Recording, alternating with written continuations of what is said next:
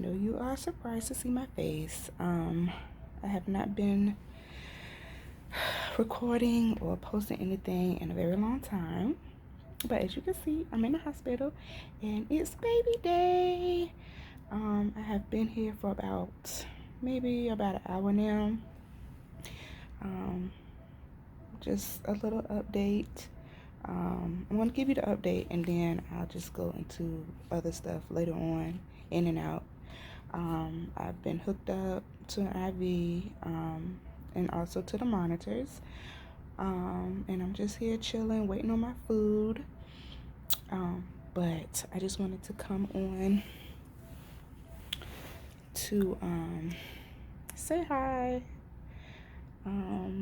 It's been a long time, a long time. And I told you guys that I would be up here recording and posting things for you guys. But I will have a story time for that. But I just wanted to come and say hello, and it's baby day. I will probably be getting induced probably later on tonight. So I'll be back shortly with an update. Hey Rockstars, I'm back. It is now 7:35, about 7 o'clock. I got the Foley bulb put in to start induction. If you don't know what a Foley bulb is, it's basically like a small little balloon that they insert into your cervix to help start labor. They inject it with saline water so that it makes your contractions start, or to soften your cervix, or to just to help jumpstart labor. I got that in. It felt pretty uncomfortable, worse than the last time. So I got that in. When the doctor did it,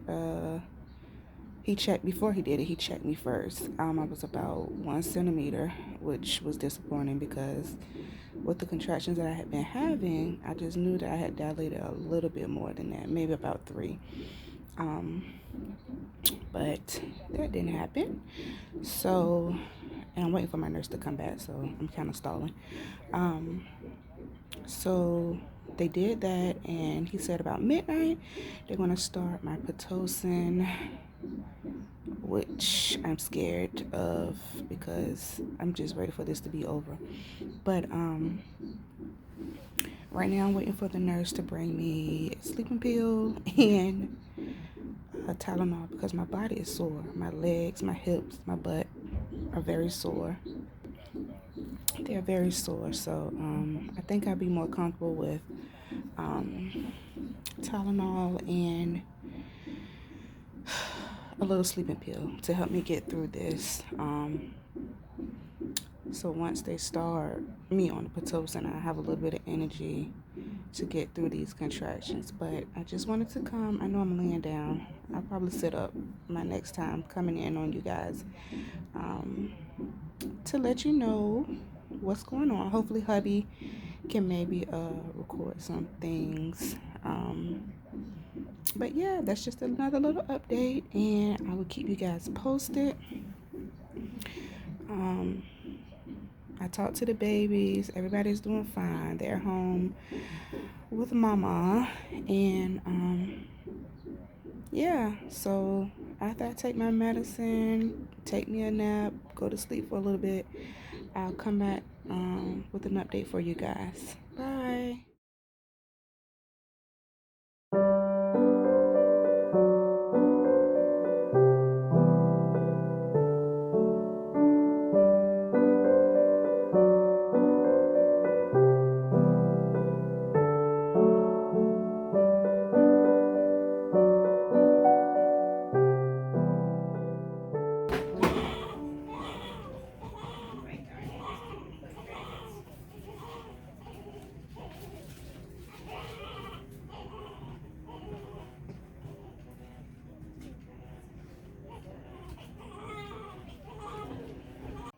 Hi, rock stars.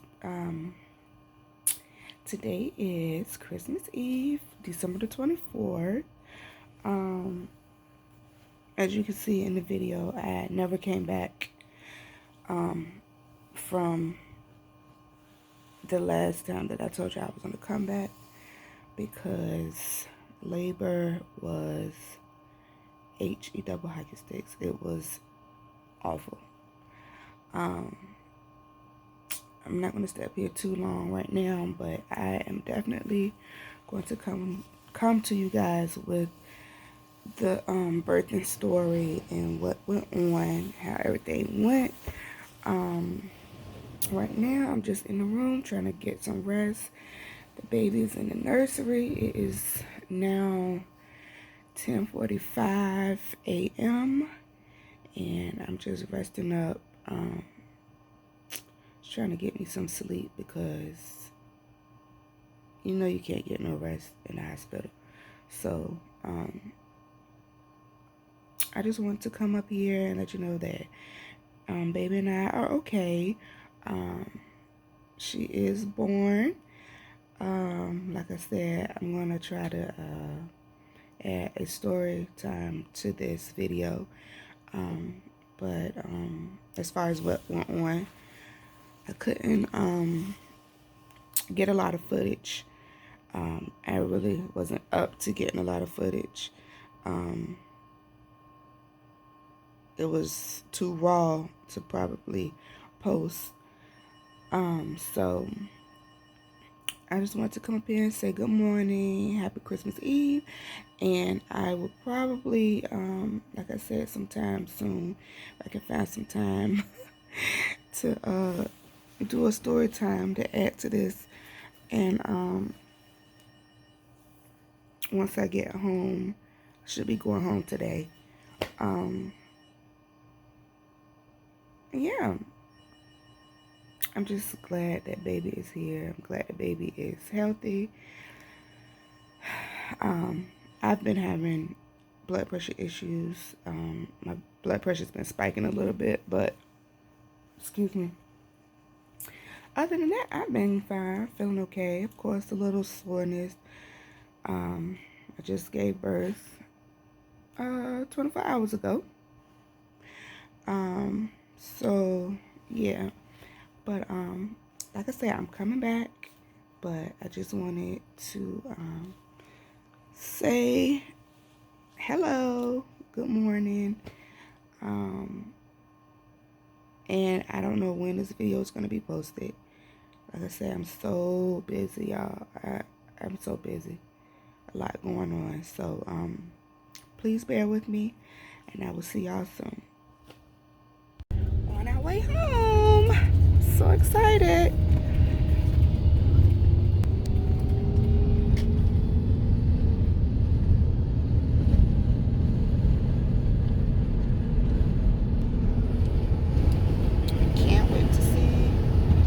The kids' reaction. Y'all pray for me.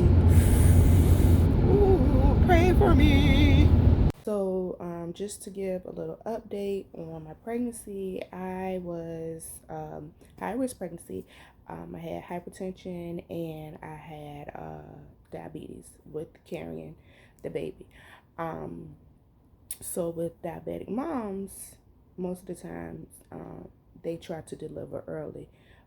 Some at 39 weeks. Well, I'm going to say most at 39 weeks, but there are some women that has to be delivered way earlier than that, sometimes even before 36, 37 weeks. So luckily I was,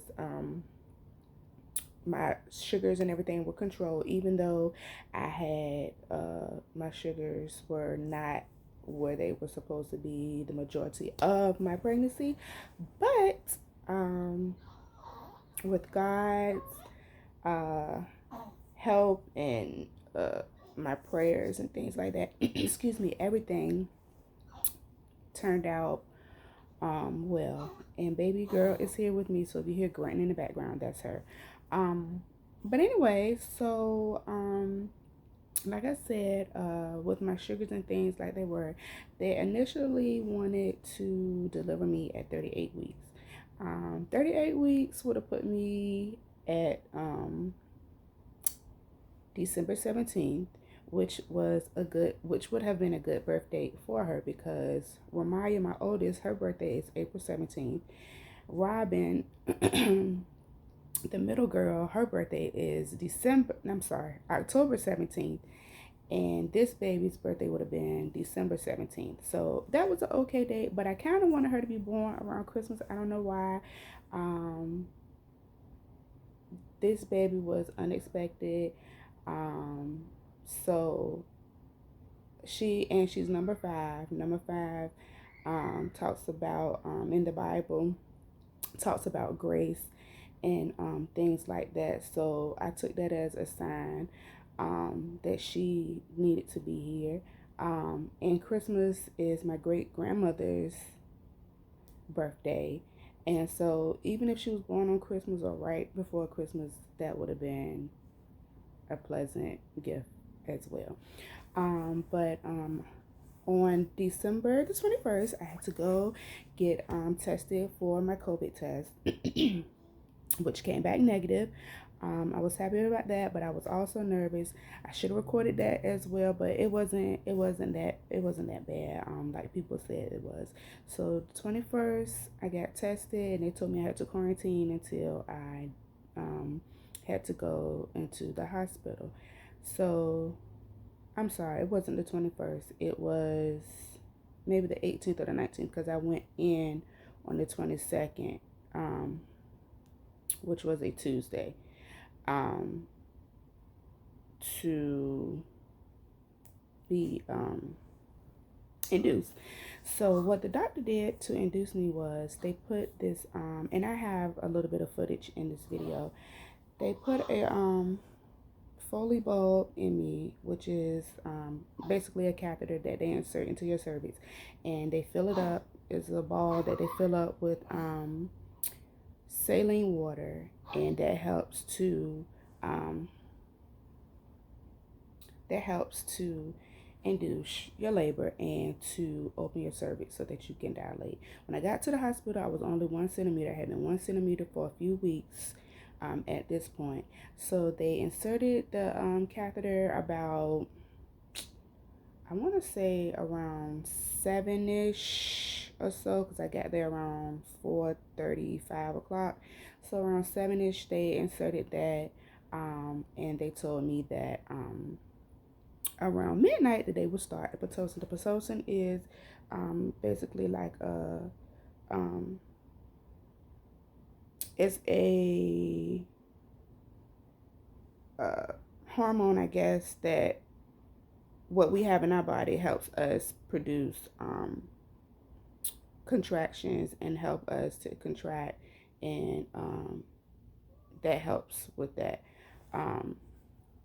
So they gave me the Pitocin, and with this baby, I wanted to be induced, because with Robin, I got induced. People were saying how bad it was when you get induced. Your contractions are worse. Like, I didn't experience that word. Like, it was controlled. I was able to, they gradually put it on me. So I was able to take the pain and deal with it, because by the time when they started bumping it up, it was about time for me to deliver her.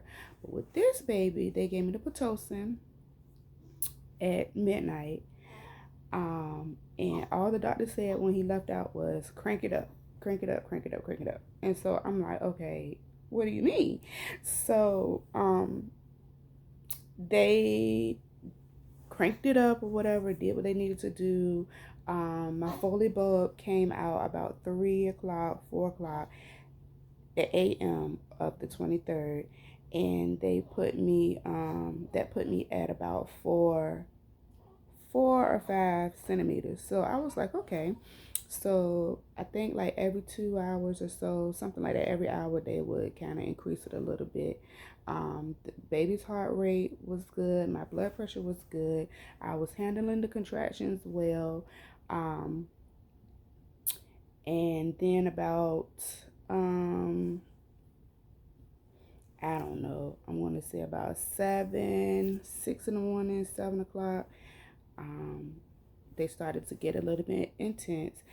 I did get a medication that they put in your IV that helps you sleep.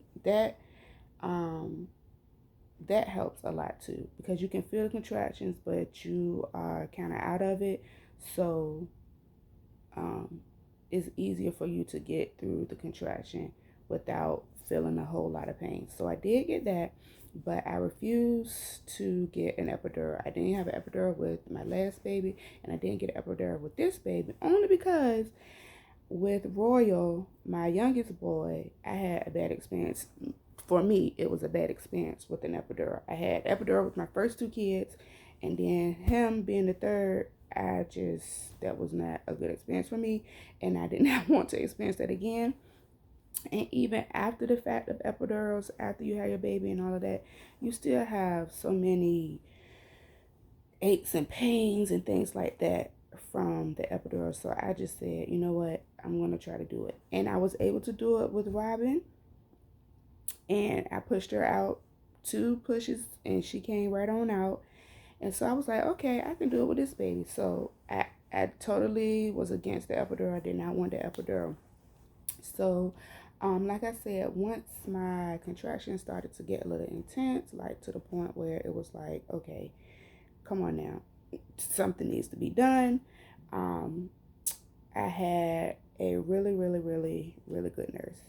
All of my nurses that I had, which I only had 2 that was kind of there the majority of the time. I had one main nurse that was there with the Pitocin and administering that and making sure I was okay, checking my vitals and things like that before having the baby. And then the day that I had the baby, I had this one particular nurse, and I left a good note for them. They gave us a survey. I left a note for her because she was really, really, really, really, really awesome. This birth, I had never experienced anything like this before, as far as being able to move around. Because like I said, I've always had epidural, so I always had to sit in the bed. So with this baby, I was able to get up, move around, even though it was very hard, very difficult, very painful. She just opened up so many avenues for the birthing process. She gave me this ball that they put between your legs to help open up your cervix so the baby can come down a little bit faster, which will speed up the birthing process. That was uncomfortable. I didn't like that. It was called a peanut ball. It's like one of the big bouncy balls, but it was shaped like a peanut. And they put it between, you turn on your side, they put it between your legs, and that helps. That was very uncomfortable with the contractions that I was having. But I was able to get up to go to the bathroom when I wanted to. I was able to walk around, which made my labor a little bit better. But one thing that she did do that I had never experienced before, that I've seen before, women do before, was stand up, and she allowed me to rock. That felt good. Even though my contractions were very, very painful, that felt good. Like rocking and swaying. She gave me water. She put cold cloths on me. Like that was the best. It wasn't too much my husband could have done. I mean, you know how men are. They kind of just like, some of them, they just like, oh, okay, I don't know what I'm going to do, what you need, this and that. So that was kind of odd situation. But he was there. I do remember like just getting very agitated and like, look, this baby needs to come on. So I do remember one time I said to him, I don't care who gets fixed, but one of us got to get fixed, because I can't I can't do this no more. I just cannot do it anymore. This labor was so intense. It was so painful. I just I thought I was going to die. Like once I got to the end and they were like, oh, they would check me, they'd be like, oh, you're 7 centimeters. Like, no. No, no, no, no, no, no, no, no. All this hard work that my body's been doing, you're telling me I'm only 7, and they will make it sound a little bit better, like, oh, maybe 7.5. No, no, no, no, no. So, like most women, I normally get sick when I'm in labor, so that's a good thing too. When I get sick during labor, I know that baby is almost here. Um, and like I said, I'm kind of sharing with you my last birth. Like with Robin, um, I got sick one last time, and as soon as that happened, I was like, okay, I got to push. So every time I would get sick with this baby, I'm like, okay, she should be here by now. She should be coming. Like, okay, come check me. So that happened a couple of times. They checked me and be like, oh, you're 8.5, or whatever. So that pissed me off when she checked me one last time and she was like, oh, you're 8.5. Like, I have 2 more centimeters to go. That's gonna be too long. About this time, this is about maybe sevenish in the morning. Um and I was just not feeling it. So I pushed through, y'all. I pushed through. When I say I pushed through, I just, by the grace of God, I pushed through. It was very hard, but I did it. Like I said, I hadn't eaten since 12 midnight of that day. So I was sick. It was bad. So I think the last time I ended up getting sick, my nurse, she kind of like cleaned me up or whatever, and um, she left out the room. So I'm like, in my head, I'm like, okay, I feel a little bit of pressure. So, but they just checked me, and she told me I was like 8.5. Like, come on, baby, come on, come on, come on. This is what I'm thinking. So, I laid in the bed for about another hour, contracted a little bit more, and I finally got to a point where I just kind of was like, okay, Rashonda, you can't tense up, because every time you tense up, it makes it worse. You can't do that. So try not to tense up. You know you have to get through this. It's too late for any type of medication. Even if I wanted the epidural or wanted to fold and get the epidural, I was not able to get the epidural. So I put all of that in my mind. Going through labor is mental. You have to overcome your thoughts and just go for it. So I was saying to myself, I'm like, look, okay, you can't get any medication. It hurts like hell, and it's nothing that they can do for you. You have to do it on your own. So like I said, I just kind of pushed all the pain to the side, and I just laid on the bed, and at each contraction, I just closed my eyes and I breathed through it. I don't care how painful it was. It was almost like I sorry guys, that was Roy. Um, but yeah, I had to talk to myself, and I was just like, okay, you have to get through this. And I breathe slowly. And once, it was almost like my body knew what to do. So as I was talking to myself and breathing, once the contraction hit the peak, like it got really painful, I knew that soon after it was coming down. So I'm like, okay, that's one last one. And then I get a few more minutes in between, maybe a minute, because my contractions by then was like 1 to 2 minutes apart. Okay, I'm like, okay, you get 1 or 2 minutes in between, so get yourself together, build your thoughts back up to get through this next contraction. So after a while, I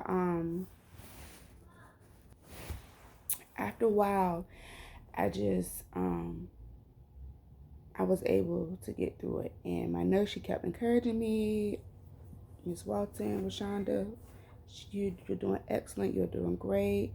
Of course, she was asking me how I was feeling. I don't know why she was asking me that. I felt like sugar honey iced tea. It was awful.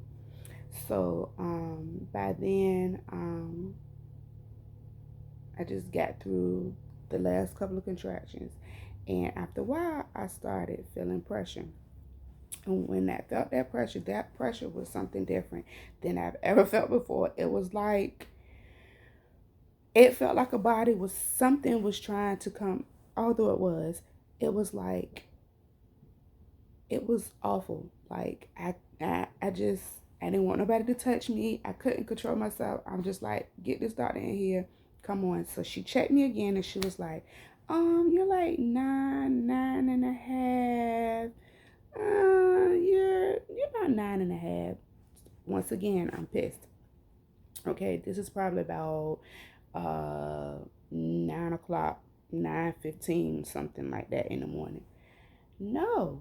So she was like, let me go get the doctor and see if you're able to push through that little bit of cervix that you have left.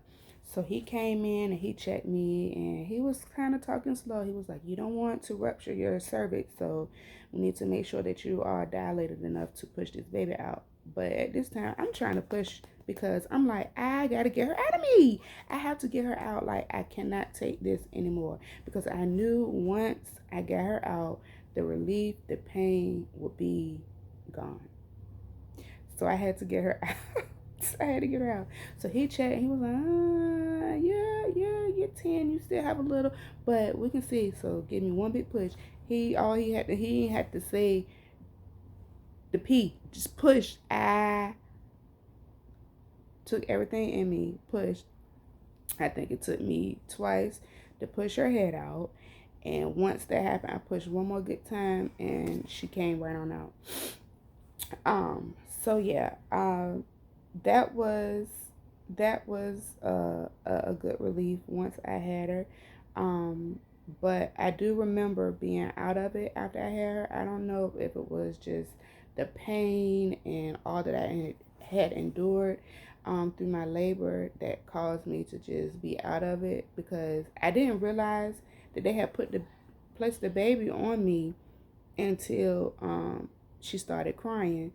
So I'm like, oh shoot, okay, let me, um, of course, while I was pushing, they had my husband hold a leg and one of the nurses, but I think I was holding my own legs. I was ready to get the baby out. But on December the 23rd, 2020, and I might cry, guys, my baby girl was born at 9:49 a.m.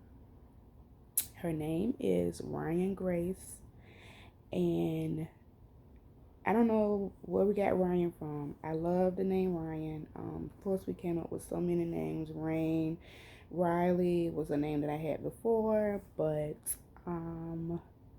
she was here. They weighed her. She was 7 pounds, 4 ounces, 19 and a quarter inches long.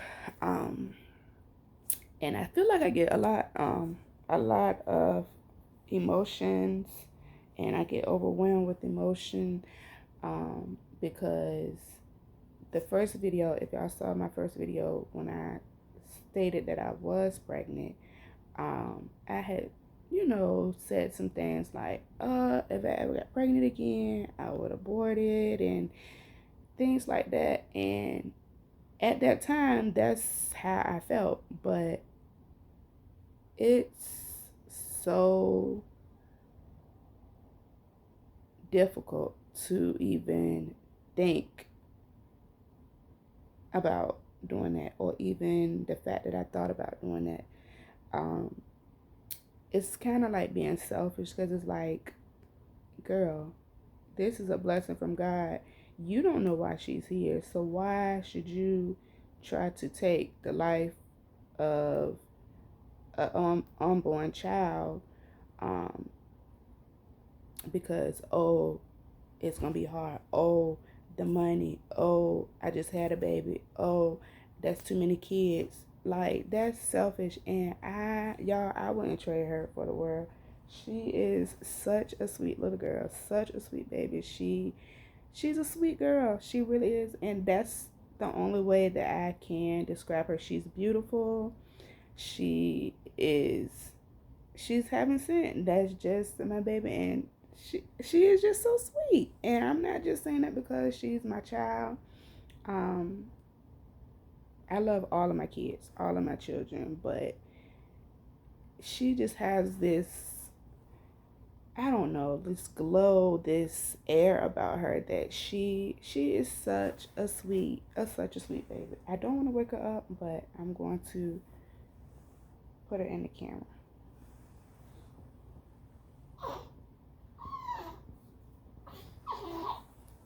She's always grunting like a little horse or something. She's such a sweet baby. You say hi. You say hi to everybody.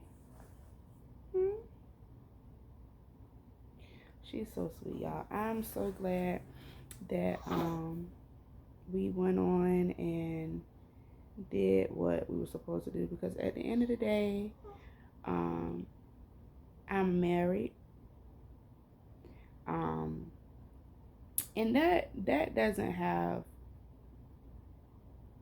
anything to do with bringing a child in the world. I mean, when you say that you're married, that's a union, and that's what makes it a little bit more what am I trying to say, of a reason to say no, because you're married under God, and that's what you're supposed to do, to produce and bear children and bring them into the world to continue to bring people into the world, you know. So this is baby girl, and like I said, she's so sweet, y'all. She really is a sweet girl. She's a sweet girl.